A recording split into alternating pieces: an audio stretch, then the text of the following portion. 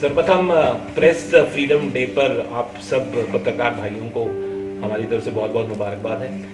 आज इस बेला में जो हम इकट्ठे हुए हैं, बड़े सौभाग्य फील कर रहे हैं हम लोग कि आप सब लोग यहाँ पर हमारे साथ हैं। आज खास तौर पर जो कल माननीय हमारे मुख्यमंत्री जयराम ठाकुर जी ने प्रदेश की जनता के हित में जो निर्णय लिए, हम उसके धन्यवाद के लिए यहाँ पर है। मैं तो ये दो शब्दों में ये कहना चाहूँगा कि हर वर्ग का ध्यान जो है माननीय मुख्यमंत्री ने रखा, और एक तरह से हम लोग ये कह सकते हैं कि हिमाचल को कोरोना मुक्त की राह करते करते माननीय मुख्यमंत्री ने टेंशन मुक्त भी कर दिया। जो ऐसे लोग हमारे यहाँ पर इस वक्त बेरोजगारी का संकट झेलने के लिए कगार पर थे, उन सब वर्गों का जो है ध्यान रखा गया है। खास तौर पर जब आप पिछली बार हम लोगों ने प्रेस कॉन्फ्रेंस की थी एज होटल एसोसिएशन डलहौजी, और तब मैंने उससे पहले माननीय मुख्यमंत्री से निवेदन किया था कि कुछ हमारी जो मांगे टूरिज्म रिलेटेड हैं उनके ऊपर ध्यानपूर्वक सुना जाए। हम बहुत आभारी हैं मुख्यमंत्री जी के कि उन्होंने जो उनके कार्य क्षेत्र में और स्टेट लेवल पे जो मांगे थी उनको ध्यान में रखा, और उनको उनका जो है निष्ठान जो है पिछली कैबिनेट मीटिंग में किया। खासतौर पर जो रूरल जैसे हमारी रोजगार गारंटी योजना है, उसी के तहत एक मुख्यमंत्री अर्बन गारंटी योजना का जो उन्होंने लॉन्च किया और उसका उन्होंने अनाउंसमेंट किया, हम उसका बहुत बहुत स्वागत करते हैं और उसके लिए हम उनका आभार प्रकट करते हैं। निसंदेह जिस स्वभाव के और जिस सरल और मृदुभाषी जिस तरह से हम लोग जयराम जी को जानते हैं, और जैसे वो तत्पर रहते हैं लोगों की समस्याओं को लेकर के, और समय समय से वो विभिन्न एरियाज में जो है डिस्कशन डिफरेंट लेवल्स पे करते रहते हैं कि वो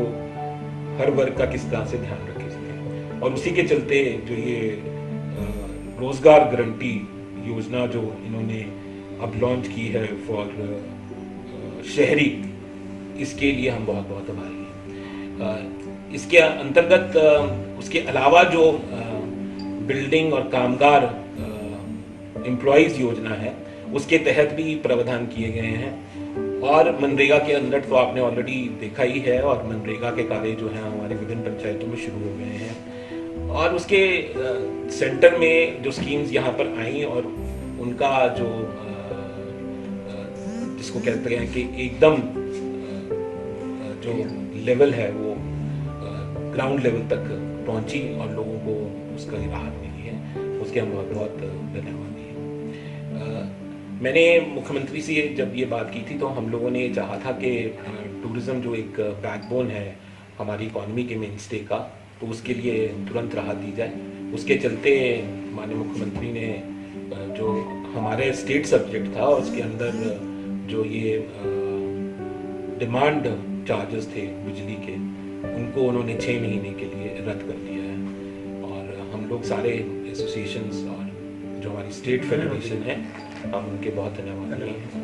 और ये जो हमने बाकी जो डिमांड्स रेज की थी उसमें एम्प्लॉयज़ का एक जो बहुत बड़ी डिमांड थी हमारी, उसके बारे में भी निसंदेह मुख्यमंत्री सोच रहे हैं, क्योंकि उसमें सिर्फ स्टेट सब्जेक्ट नहीं है, उसमें सेंट्रल सब्जेक्ट भी है। तो उसके तहत डेफिनेटली उसकी कवरेज के बारे में भी सोचा जाएगा, और एकदम उसको जो उसके लिए जो राहत दी गई है उसकी रूरल एम्प्लॉयमेंट स्कीम की तरह जो अर्बन एम्प्लॉयमेंट स्कीम दी गई है, तो उसमें निसंदेह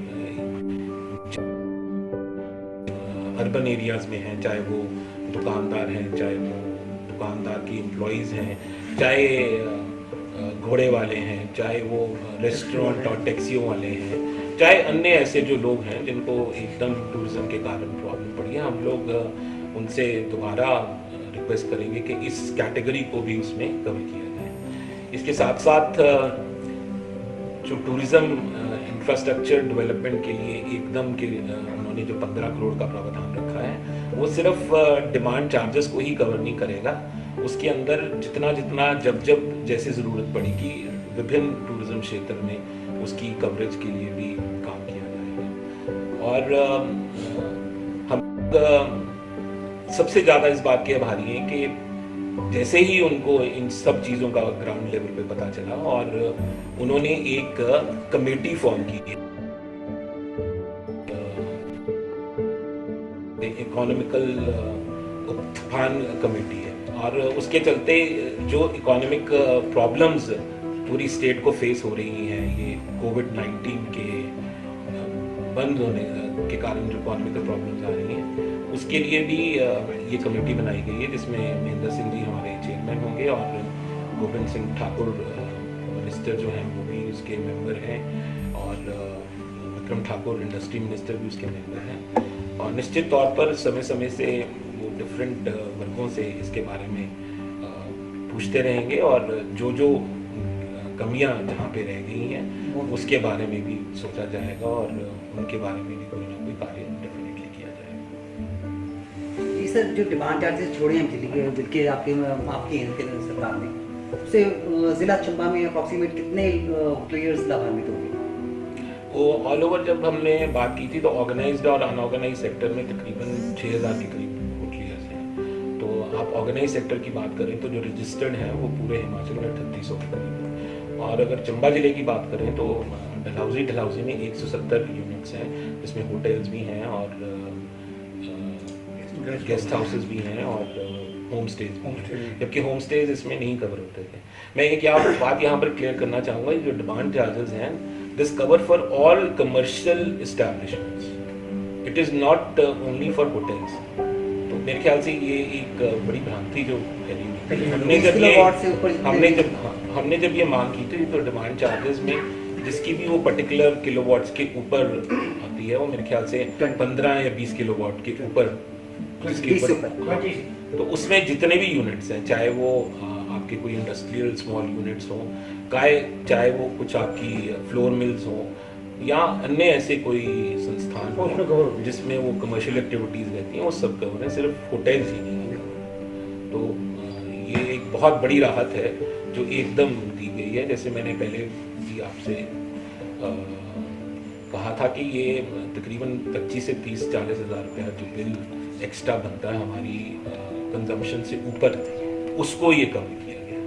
तो उसके लिए माननीय मुख्यमंत्री के हम बहुत बहुत आभारी हैं। यानी कि आपके हिसाब से अगर ब्लॉज की बात करें तो 170 यूनिट हैं, होटल्स हैं, जैसे होम स्टे वगैरह पंजीकृत है जो, उनमें अगर एवरेज लगाई जाए 30,000 रुपये पर होटल का भी लगाया जाए एवरेज, तो यानी कि 17 आप अगर 10,000 भी एवरेज लगाओ, 5 तो अगर आप 10,000 भी एवरेज लगाओ तो वो फिगर तकरीबन 17 लाख रुपया महीने की बन जाती है। तो वो एक और बड़ी जो प्रॉब्लम ये नहीं है कि वो गवर्नमेंट उसके अंदर ये था प्रावधान कि आप इनको लिख करके 50% अपना लेस कर सकते थे डिमांड, मगर आप जब लेस कर देते हो तो आप एक नया एग्रीमेंट बनाते हो, और उसके बाद जब आप दोबारा जब आपके होटल चल पड़ेंगे और टूरिज्म इंडस्ट्री दोबारा आ जाएगी तो फिर आपको एग्रीमेंट करना पड़ेगा, फिर वो नए रेट्स पे होगा। तो ये जो मतलब एक बड़ा जलवंत मुद्दा था, और it was troubling most of the commercial establishments. तो उसके कारण ये जो निर्णय लिया गया है ये निसंदेह स्वागत है। सर, क्या कोई ऐसी योजना बन रही है आपकी तरफ से या आपके प्रदेश स्तर पर फेडरेशन गठित की गई है कि मुख्यमंत्री से मिलने भी आपकी फेडरेशन या एसोसिएशन के लोग जा सकते हैं? जी, टाइम लगे। हमने एक जो स्टेट फेडरेशन बनी है उसमें टूरिज्म रिलेटेड कई मुद्दे हैं जो हम लोगों ने सीएम के समक्ष रखे थे डिफरेंट एसोसिएशंस के थ्रू। और अब जैसे ही ये लॉकडाउन का पीरियड ख़त्म होता है और जाने में आसानी रहती, क्योंकि अभी भी लॉकडाउन के पीरियड के अंदर आप इंटर डिस्ट्रिक्ट ट्रैवल नहीं कर सकते।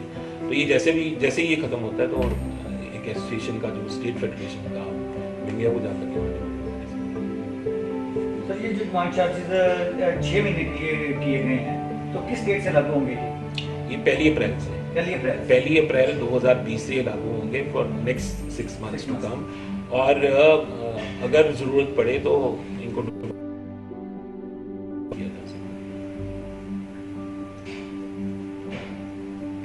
हम दोबारा आप सबके बहुत बहुत धन्यवादी हैं और खास तौर पर प्रदेश की सरकार के।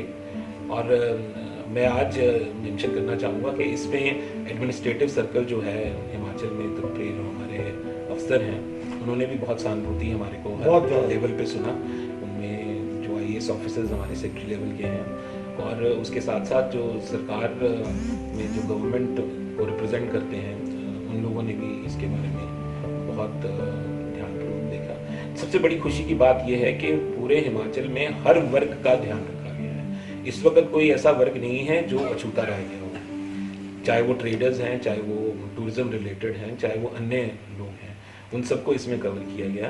और ये जो मुख्यमंत्री अर्बन एम्प्लॉयमेंट स्कीम है, इसके अंतर्गत आने वाले दिनों में ऑलमोस्ट 50% के करीब जो है एम्प्लॉयमेंट रूरल एरियाज में जो टूरिज्म डिपेंडेंट थी वो कवर हो जाएगी और उसकी रूपरेखा बनाई जा रही है। जैसे ही नोटिफिकेशन होगी तो बहुत जल्द उस पर भी कार्य हो जाएगा। सर, जैसे भवन एंड निर्माण प्रबंधन जो बोर्ड है उसमें एक सरकार ने बड़ा अच्छा उसने किया कि भाई 2000 रुपये वो डाल रहे हैं पंजीकृत व्यक्ति। तो देखने में आता है कि डलहौजी सहित पूरे डिस्ट्रिक्ट चंबा में भी असंगठित के क्षेत्र में कई ऐसे लोग हैं जो कि घर से निकलते हैं दिहाड़ी लगाने के चक्कर में, घर दिहाड़ी लगा घर लौट जाते हैं। उन्हें नहीं मालूम कि बोर्ड कौन सा है और कहाँ मुझे पंजीकृत करवाना है, उनका पंजीकरण नहीं हो पाया हुआ है। तो क्या आप कोई ऐसी मांग या कोई ऐसा प्रावधान सरकार के माध्यम से करवाने की आपकी योजना है कि भाई उसमें आप असंगठित क्षेत्र में जो कामगार हैं उनके पंजीकरण के लिए कोई व्यवस्था हो? विशाल जी, आप क्वेश्चन तो बहुत अच्छा आपने किया, पर इसमें मैं एक चीज ध्यान दिलाना चाहूंगा। हमारी कोशिश ये है कि कोई भी वर्ग ना छूटे और वही मुख्यमंत्री जी की भी कोशिश है कि कोई वर्ग ना छूटे। अब आपने ये देखा होगा कि तकरीबन 70-80% जो एम्प्लॉयमेंट रूरल एरियाज की है वो अर्बन एरियाज में होती है। अर्बन एरियाज अपने आप सेल्फ सफिशिएंट नहीं है एम्प्लॉयमेंट के लिए, वो बहुत कम परसेंटेज है। और ये जो रूरल एरिया से लोग आपके अर्बन एरियाज में काम करने आते हैं, चाहे वो किसी भी लेवल पे करते हो, चाहे वो कंस्ट्रक्शन के में करते हो, चाहे आपके होटल इंडस्ट्री में करते हो, चाहे कमर्शियल इस्टेब्लिशमेंट्स में करते हो, चाहे वो घोड़े वाले हों, चाहे वो टैक्सी ड्राइवर्स हों, वो कहीं ना कहीं रूरल एरियाज में वो कवर्ड है। तो हमारी सोच ये थी कि कोई ऐसा वर्ग में कोई ऐसे लोग ना रह जाएं जो वहां पे भी कवर्ड ना हो और यहाँ पे भी ना कवर्ड हो। तो उसके तहत ये जो है ये अर्बन एम्प्लॉयमेंट स्कीम उसके तहत ली गई है। उसमें देखना ये पड़ेगा कि और छटनी करनी पड़ेगी और उसमें ये चेक करना पड़ेगा अगर वो मनरेगा के अंडर कवर है तो उनको दो जगह डबल लाभ नहीं होना चाहिए, एक तो ये है। और अगर वो मनरेगा में वहां पे कवर्ड नहीं है और यहाँ पर वो कवर्ड है तो उनको यहाँ पे लाभ मिलेगा। मैं एक बात जो बड़ी सोचने वाली बात है और जो बड़ी दूर तक मुख्यमंत्री ने सोचा है, उसमें आप ये देखिए कि जिनकी एम्प्लॉयमेंट 120 दिन की मनरेगा में रूरल एरियाज में कवर्ड है, वो अगले 120 दिन अर्बन एरियाज में कवर हो सकते हैं। आप समझे इस बात को? तो वो आप अगर ओवरऑल देखें तो पूरे साल में वो 240 दिन बन जाएंगे। और उसके अलावा जो आपके ये कामगार और बिल्डिंग कंस्ट्रक्शंस के अंदर बोर्ड के अंदर कवर है, वो उसका 2000 रुपए पर महीने का प्रावधान है। वो ऑलरेडी 2 महीने जो पेमेंट थी वो डाल दी जाएगी। तो मेरे जैसे मैं ये कह रहा था कि इसमें तकरीबन सभी वर्ग, हमारा सरकार का और मुख्यमंत्री का जो ये सोच है कि कोई भी वर्ग छूटा ना रहे, कोई भी आदमी हिमाचल में बगैर रोटी के ना सोए। उसके लिए उन्होंने और हमारी पार्टी ने जिस दिशा में कार्य किया है, ये वो बहुत मतलब बूथ लेवल पर जो है कलेक्शन हो रही है। हमारे 30-35 हजार रुपए का टारगेट बनाया भारतीय जनता पार्टी ने, जो मुख्यमंत्री और प्राइम मिनिस्टर केयर फंड के अंदर रहेगा। तो आप अंदाजा लगा सकते हैं अगर एक कॉन्स्टिट्यूएंसी में 100 से लेके 120 तक बूथ हैं तो वो अमाउंट कितना बनता है। उसके अलावा हमारे जो बूथ पालक हैं और हमारे जो बूथ अध्यक्ष हैं और हमारे जो अन्य कार्यकर्ता हैं, चाहे वो युवा मोर्चा के हों और या किसी अन्य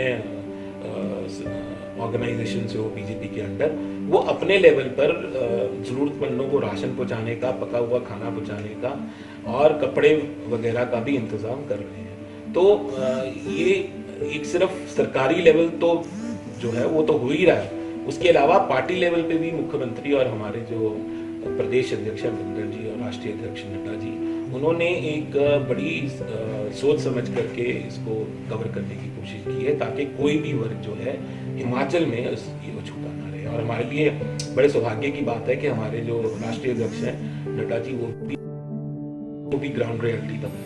हमारे जो प्रदेश अध्यक्ष हैं वो 7 टाइम MLA रहे हैं, मिनिस्टर भी रहे हैं और वो भी भली भांति जानते हैं और वो हेल्थ मिनिस्टर भी रहे हैं, तो उनको कोविड रिलेटेड भी प्रॉब्लम्स पता है और उनको अदरवाइज भी पता है और वो स्पीकर भी रहे हैं विधानसभा के। और मुख्यमंत्री की तो आपने देखा ये कार्यशैली जो पिछले 2-3 महीने में हुई है वो अनूठी है और प्राइम मिनिस्टर लेवल तक अप्रिशिएट किया गया है जयराम ठाकुर जी की कार्यशैली को। और कई स्टेट्स को बोला गया है कि आप इनकी तरफ देखिए कि जिस तरह से इन्होंने कोविड-19 को चेक करने के लिए काम किया है उस दिशा में बाकी प्रदेश भी काम कर रहे हैं। तो इससे बड़ी सौभाग्य की बात हिमाचल की जनता को क्या हो सकती है कि ऐसा नेतृत्व जो है हिमाचल को आज की डेट में मिला। थैंक यू, धन्यवाद।